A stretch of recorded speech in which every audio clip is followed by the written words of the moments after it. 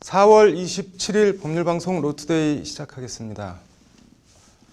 그제 4월 25일은 제58회 법의 날이었는데 법의 날을 맞아 법은 무엇이고 법에 의한 지배는 무엇이고 어떠해야 하는가라는 묵직한 화두를 주제로 서적을 펴낸 법학자가 있습니다.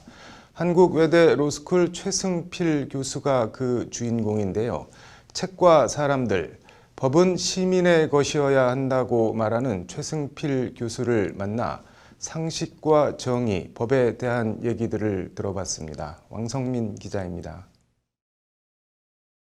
최승필 교수를 만난 곳은 서울 동대문구 이문동 한국외대 법학도서관입니다.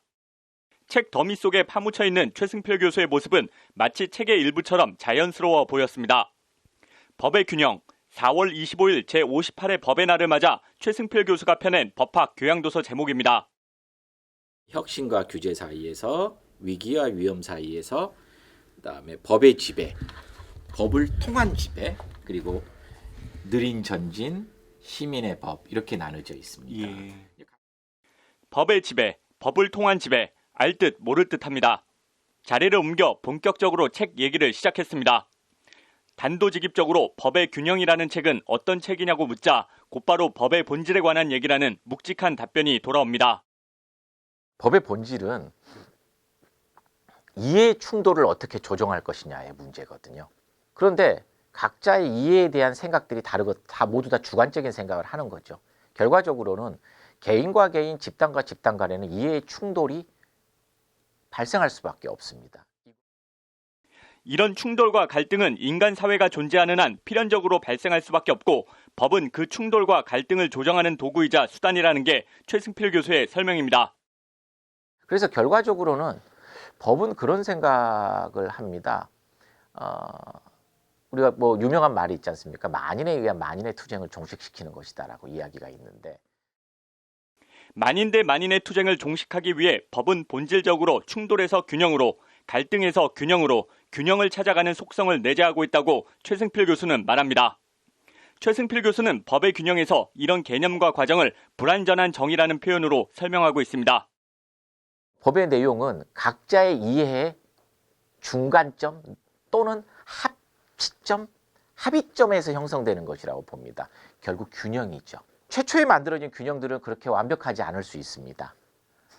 그런데 또 그 균형점에서 또 다른 또 논쟁이 시작이 될 겁니다. 그리고 보다 고양된 균형의 형태로 나갈 거고. 법의 균형, 책의 영어 부제를 Searching for the Equilibrium of the Law, 법의 균형을 찾아서라고 지은 것도 이런 이유에서입니다. 법은 결국 메비우스의 띠처럼 차원을 높이며 되풀이되는 균형 찾기라는 게 최승필 교수의 말입니다. 그러다 보니까 결국에는 방금 설명한 것처럼 균형에서 균형으로 또 균형으로 이어지는 그 과정에서 종국적으로 우리가 다다를 수 있는 것을 이퀄리브리엄이라고 하고, 우리는 끊임없이 이퀄리브리엄을 찾아 나간다라는 의미에서 어려운 법 얘기는 잠시 미루고 최승필 교수의 옛날 얘기를 꺼내봤습니다. 천생 법학 교수처럼 보이지만 최 교수는 사실 한국은행에서 10년 넘게 근무한 금융, 경제 전문가입니다.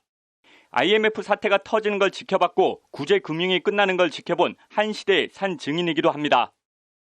그리고 이제 IMF의 끝을 봤다는 건 이 마지막 분 상환과 관련해서 그 상환 서류에 당시에 작고하신 전철한 한국은행 총재께서 서명을 하실 때, 결제 서류에 서명을 하실 때 옆에 배석을, 한국은행에서도 잘 나가는 금융맨이었던 최승필 교수는 경제학 공부를 위해 독일 유학을 가게 되면서 인생의 전환점을 맞게 됩니다.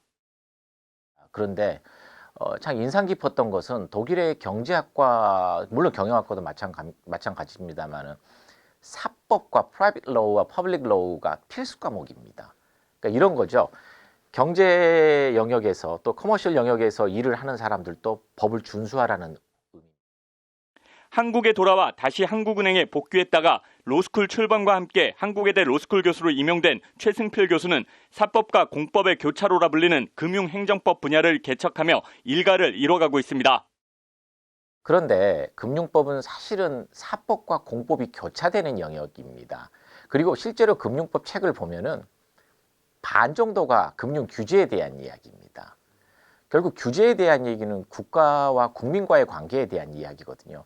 자연스럽게 공법적 원리가 적용돼야 되는데 국가와 국민과의 관계에 대한 이야기, 최승필 교수가 전문 법학서적 외에도 법률 교양서적 출간에 노력을 기울이는 이유입니다. 교양서적이 필요하다는 생각을 했습니다. 왜냐하면은 지금의 우리의 법을 보면은 일반인들이 쉽게 접근하기가 되게 어렵습니다. 법 그러면은 굉장히 경원시하거나 또는 법이라는 말만 들어도 가슴이 답답해진다고 하죠. 4년 전 발간한 법의 지도를 시작으로 1년의 법률 교양서적 발간을 기획하고 있는 것도 법의 주인은 시민이라는 문제의식이 굳건히 자리하고 있습니다.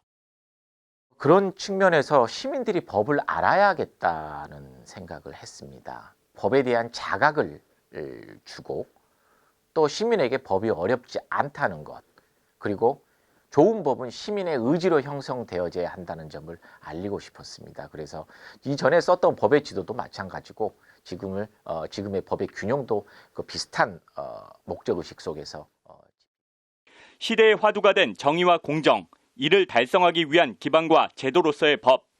결국 법에 의한 지배는 법을 만들어가는 법의 주체이자 주인인 시민에 의한 지배라고 최승필 교수는 강조합니다. 이러한 그 객관적이고 중립적인 시각을 가진 시민들에 의해서 합의가 이루어지고 그 합의가 법으로 형성되는 과정에서 시민들이 주체가 돼야 되고 시민들의 의지가 동력이 돼야 된다는 점을. 그래서 책 제목 법의 균형, 균형의 형은 한자로 저울대라는 뜻, 바로 법과 정의의 여신 디케가 들고 있는 그 저울입니다. 좋은 합의를 바탕으로 시민의 의지를 통해서 법을 형성하자라는 뜻입니다. 좋은 합의를 위해서는 무엇이 진실이고 무엇이 거짓인가를 알아야 합니다. 물론 세상 일은요, 무엇이 진실이고 거짓인지를 알 수 없는 일이 너무 많습니다.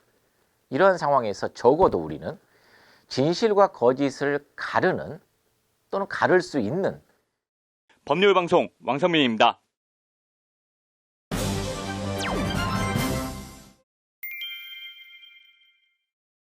네, 배달 노동자들 노조인 라이더 유니온이 내일 의원님들 라이더들이 정책 배달 왔어요라는 제목으로 국회 정책 요구안을 전달한다고 합니다. 법률방송이 관련 정책 요구안을 입수했습니다. 이슈플러스 장한지 기자와 얘기해 보겠습니다. 장 기자. 내일 뭐 행사 이름이 배달데이라고 하는데 일단 라이더 유니온 여기가 어떤 단체인지 좀 설명해 주시죠. 네, 라이더 유니온은 네. 배달 노동자들의 첫 노조입니다. 네. 이제 2년 전인 2019년 5월 1일 노동절에 네. 이제 50여 명의 배달 노동자들이 국회에서 청와대까지 오토바이 행진을 벌이면서 많이 네. 알려졌습니다. 네. 이후 배달 노동자들의 열악한 근무 환경을 이제 공론화하면서 개선 작업을 벌이고 있는 단체입니다. 네. 그래서 내일 국회에 전달하겠다는 정책 요구안 어떤 내용들이 담겼나요?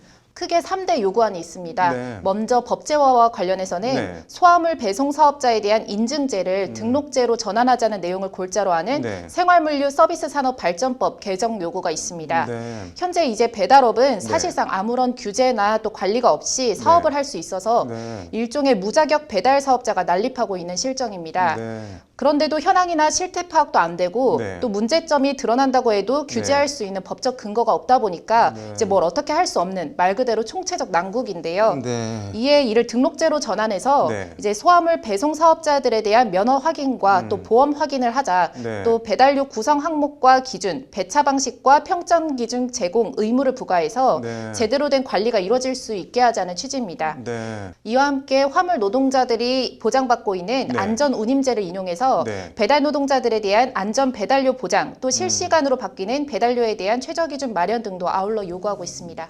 세 가지라고 했는데 나머지는 뭔가요? 산재보험 전면 적용입니다. 네. 이제 관련해서 라이더 유니온에서는 네. 이제 특수고용 노동자에 대한 이른바 전속성 기준을 폐지할 것을 요구하고 있습니다. 네. 이제 전속성이라는 것은 네. 업무상 업체에 대한 정도를 뜻하고 있습니다. 네.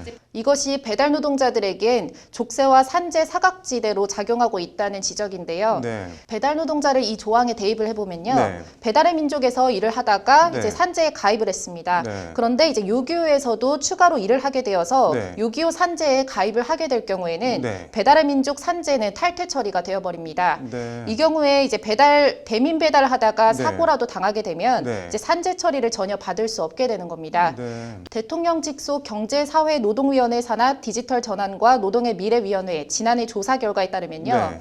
디지털 플랫폼에서 일하는 배달기사 중에 산재보험 미가입자 비율은 90%를 넘어서는 실정입니다. 네. 뭐 대안 마련이 필요해 보이는데 다른 요구안들은 또 어떤 게 있나요?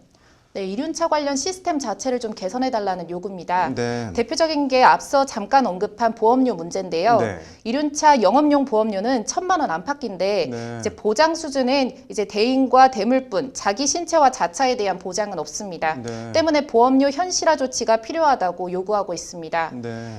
또 요즘에는 자전거나 전동 킥보드를 개조해서 네. 배달 일을 하는 노동자들도 볼 수 있는데요. 네. 오토바이 면허 강화와 입법적 제한이 필요하다는 요구도 있습니다. 네. 이륜차의 경우 수리 자격증 제도도 없고 네. 또 표준 공임 단가도 없어서 관련 분쟁이 계속되고 있는데 네. 이에 대한 입법적 조치 등도 아울러 요구하고 있습니다. 네. 뭐 의원님들 라이더들이 정책 배달 왔어요 같은 캐치프레이즈가 신선해 보이기도 하는데 좀 전향적으로 잘 됐으면 좋겠네요. 오늘 잘 들었습니다.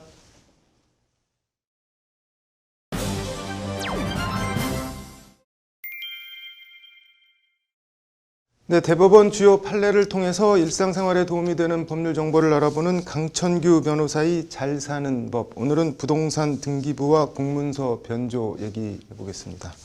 강 변호사님, 오늘은 뭐 어떤 판결 가져오셨나요? 김모 씨는 2018년 3월 이모 씨로부터 돈을 빌리기 위해서 네. 이 씨에게 자신의 아파트에 근저당권을 설정해 주었습니다. 네. 당시 김 씨는 이 씨에게 근저당권 설정해 주기 전에 네. 대법원 인터넷 등기소에서 자신의 아파트에 대한 등기사항 전부 증명서를 발급받아서 네. 자신의 아파트에 대한 권리 관계를 이 씨에게 확인을 시켜 주었습니다. 네. 이후 김 씨는 3년이 지난 2021년 3월에 네. 또 다른 사채업자인 박모 씨에게 돈을 빌리게 되었는데 이때 새로운 등기사항 증명서를 발급을 받아야 되는데 네. 발급받질 않고 2018년에 발급받아 놨던 등기사항 증명서의 하단에 네. 열람 일시 부분을 수정 테이프로 지우고 이를 복사한 등기사항 증명서를 박 씨에게 교부를 하였습니다. 네. 이제 김 씨의 경우는 옛날 등기사항 전부 네. 증명서를 교부받았기 때문에 네. 그 아파트에 이미 근저당권이 설정돼 있다는 것을 알지 못하고 김 씨에게 돈을 빌려주게 됐고 네. 이제 나중에 박 씨가 이런 사정을 나중에 알게 돼서 네. 이제 공문서 변조죄로 재판을 받게 된 사안입니다. 이제 이 사안의 경우에는 등기사항 전부 증명서라는 공문서 하단에 네. 열람 일시를 수정 테이프로 지우고 복사해서 복사된 문서를 만들었는데 이것이 공문서 변조에 해당하는지가 쟁점이 되었습니다. 이 사건에서는 열람 일시가 문제가 됐다고 하는데 열람 일시 이거는 어디에 표시가 되는 건가요? 예, 등기사항 전부 증명서의 하단을 보시면 네. 그 증명서를 열람하거나 발급했던 그 시간이 표시가 되어 있습니다. 네. 요즘은 등기소에 직접 방문해서 네. 이렇게 등기부를 발급받지 않으시고 네. 대법원 인터넷 등기소에 네. 들어가셔가지고 네. 프린터로 발급받으시는 분들이 많이 있으신데 이때 프린트가 된 시간이 열람 일시나 발급 일시로 표시가 되게 됩니다. 네. 이게 열람 일시가 그렇게 중요한 건가요, 그런데? 네, 그렇습니다. 네. 왜냐하면 이제 부동산 등기사항 증명서는 결국 네. 소유권이 누구에게 있는지 그 부동산에 근저당권 같은 담보가 설정이 되어 있는지 네. 이런 것들을 확인을 해서 해당 부동산을 내가 매매를 할 것인지 네. 아니면 이 부동산의 담보를 잡고 근저당권을 설정해서 뭐 돈을 빌려줄 것인지 이걸 결정할 수 있도록 해주는 그런 공시 기능을 하는 것인데요. 네. 이제 문제는 열람 시점에 따라 권리 관계가 달라질 수 있다는 것입니다. 네. 예를 들어서 해당 부동산에 대해서 아무런 거래 행위가 없었다고 하면 시간이 흘러도 권리 관계는 동일할 거고 네. 등기사항 전부 증명서에도 아무런 변화가 없겠죠. 근데 해당 부동산을 매도했다면 네. 갑부의 소유권 부분이 변동이 될 것이고요. 해당 부동산에 대해서 또 근저당권이 설정이 됐다면 네. 을구 부분에 근저당권 설정에 관한 표시가 되게 될 것입니다. 이제 따라서 본인이 권리 관계를 확인하고자 하는 그 시점에 발급된 등기사항 증명서가 아니라고 하면 네. 사실상 현재의 권리 관계를 반영을 못하기 때문에 등기사항 증명서로서의 기능을 전혀 못하는 사실 아무 쓸데없는 서류가 되는 거죠. 이제 그러다 보면 사실 이 사안의 경우처럼 네. 옛날에 발급된 등기사항 전부 증명서를 받으시고 뭐 담보가 전혀 없구나 이렇게 생각을 해서 매매를 한다든지 돈을 빌려준다든지 이렇게 하는 경우가 생길 수가 있습니다. 잘 사는 법 쭉 말씀을 해주셨는데 오늘 내용 정리 부탁드리겠습니다. 네, 먼저 아파트나 건물, 토지 이렇게 부동산을 매매하시거나 전세 계약을 체결하실 때에는 네. 이제 공인중개사 사무실이나 아니면 계약의 상대방이 등기부 등본을 들고 와서 이제 보여주는데 네. 그 하단에 기재된 열람 일시가 본인이 지금 계약을 체결하는 현재 시점하고 일치하는지를 확인해 주실 것을 당부를 드리고요. 네. 만약에 시간 차이가 많이 난다면 네. 새로 발급해서 교부해 달라 이렇게 요구를 하시거나 네. 그렇게 해서 권리관계 확인을 명확하게 하시는 네. 것이 좋을 것 같고요. 네. 사실은 오늘 다룬 판례의 사실관계랑은 다르게 열람일시 외에 다른 부분도 네. 변조가 될 가능성은 있거든요. 네. 그래서 가장 좋은 것은 네. 본인이 등기사항 증명서를 발급을 받아서 권리관계가 어떤지 정확하게 확인하는 것이 좋을 것으로 생각이 됩니다. 네. 그러니까 요즘은 대법원 인터넷 등기소에 들어가시면 아주 손쉽게 네. 등기부 등본을 발급받으실 수 있거든요. 네. 그래서 이것들을 잘 활용하셔서 네. 이 사안의 경우처럼 허무하게 사기를 당하는 그런 일은 없으셨으면 하는 바람입니다.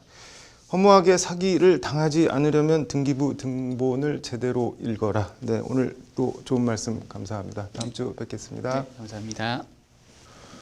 네, 이어서 법조계 소식 전해드리겠습니다. 장애인을 정서적으로 학대하려는 목적이나 의도가 없었어도 당사자가 수치심을 느꼈다면 장애인 정서학대에 해당한다는 대법원 판결이 나왔습니다. 사회복지사 A씨는 이전부터 같이 하던 행위로 서로 웃자고 한 만큼 학대가 아니라고 주장했지만 법원은 받아들이지 않았습니다. 하청업체들의 입찰 담합을 묵인하고 총 550만 원을 받은 방송사 직원을 해고한 데 대해 1심 재판부가 징계 사유엔 해당하지만 해고는 지나쳐 부당하다고 판결했습니다. 재판부는 550만 원 상당이 담합행위 묵인 결과로 평가하기는 어렵다며 이같이 판결했습니다. 알고 지내던 여성으로부터 사건 무마를 대가로 수표 6천만 원을 받은 전직 경찰관이 1심에서 징역 5년을 선고받았습니다. 제주도 주거지에 천막을 짓고 1,500회분의 대마를 재배하고 흡연한 혐의로 재판에 넘겨진 40대 2명이 징역형 집행유예를 각각 선고받았습니다.